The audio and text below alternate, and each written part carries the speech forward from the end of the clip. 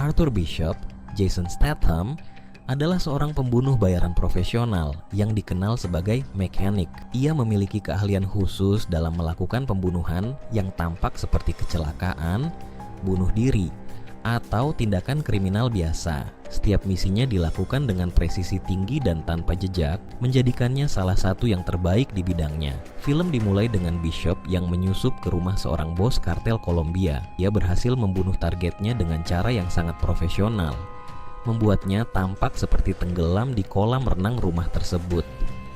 Pembunuhan ini menunjukkan keahlian tinggi Bishop dalam menjalankan misinya.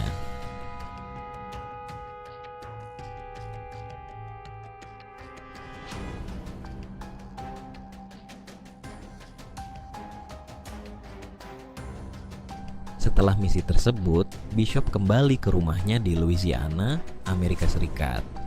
Di sana, ia bertemu dengan temannya yang juga mentor, Harry McKenna, Donald Sutherland.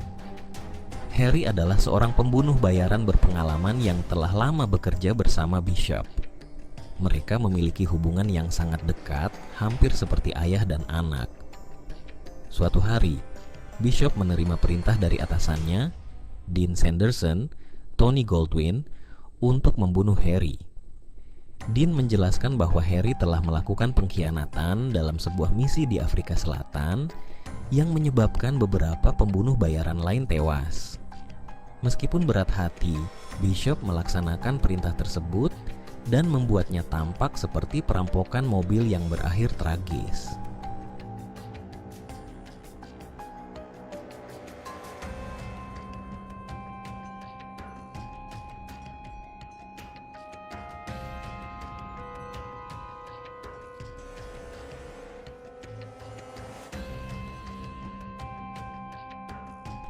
Setelah kematian Harry, Bishop menghadiri pemakaman temannya tersebut.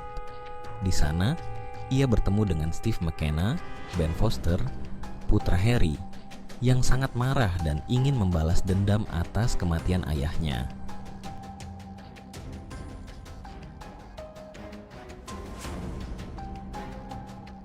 Steve berusaha membunuh seorang perampok mobil, namun dihentikan oleh Bishop. Mereka kemudian berbicara dan Steve meminta Bishop untuk melatihnya menjadi seorang pembunuh bayaran. Bishop setuju untuk melatih Steve, meskipun dengan syarat bahwa Steve harus mengikuti instruksi dengan disiplin. Mereka memulai pelatihan dengan cara yang tidak biasa. Steve diminta untuk membawa seekor anjing Chihuahua ke kedai kopi setiap hari pada waktu yang sama. Tujuannya adalah untuk menarik perhatian seorang pembunuh bayaran lain, Burke, Jeff Chase, yang akan menjadi target berikutnya. Setelah beberapa waktu, Steve mulai terbiasa dengan rutinitas tersebut. Bishop kemudian mengajaknya untuk mengamati pembunuhan kontrak. Mereka memutuskan untuk membunuh Burke dengan cara yang tampak seperti overdosis obat tidur. Namun, saat mereka melaksanakan rencana, Burke mulai bertindak agresif. Steve berusaha menirukan cara Bishop untuk membunuh Burke, namun terjadi perlawanan sengit. Akhirnya, Steve berhasil membunuh Burke, meskipun dengan cara yang tidak sepenuhnya profesional. Setelah kejadian tersebut, Bishop dan Steve menerima misi baru untuk membunuh Andrew Vaughn, Tony Goldwyn, seorang pemimpin sekte. Mereka merencanakan untuk menyuntikkan adrenalin ke tubuh Vaughn untuk menyebabkan serangan jantung. Namun, saat mereka melaksanakan rencana, Dr. Vaughn datang dan memberikan suntikan ketamin yang menghambat efek adrenalin. Akhirnya, mereka memutuskan untuk membunuh Vaughn dengan cara mencekiknya hingga tewas. Setelah berhasil membunuh Vaughn, Bishop dan Steve melarikan diri dari lokasi tersebut.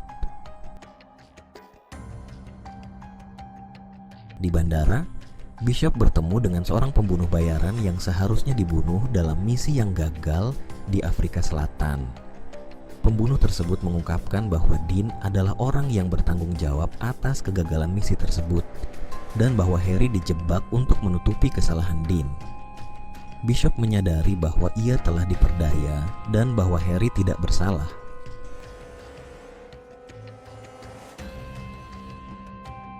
Ia kemudian memutuskan untuk membalas dendam atas kematian Harry. Bishop dan Steve merencanakan serangan balik terhadap Dean. Mereka berhasil membunuh beberapa anak buah Dean dan akhirnya menghadapi Dean sendiri.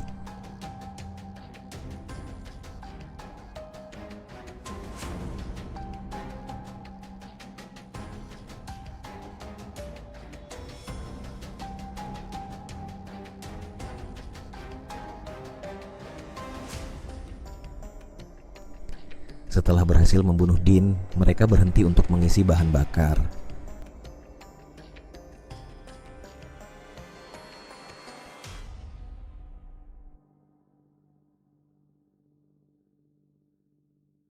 Namun, saat mereka berada di pom bensin, Steve meledakkan truk yang mereka gunakan, dengan Bishop tampak masih berada di dalamnya.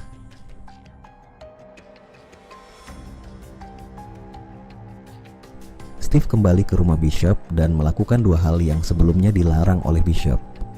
Ia memainkan rekaman musik di turntable dan mengambil mobil Jaguar E-Type milik Bishop.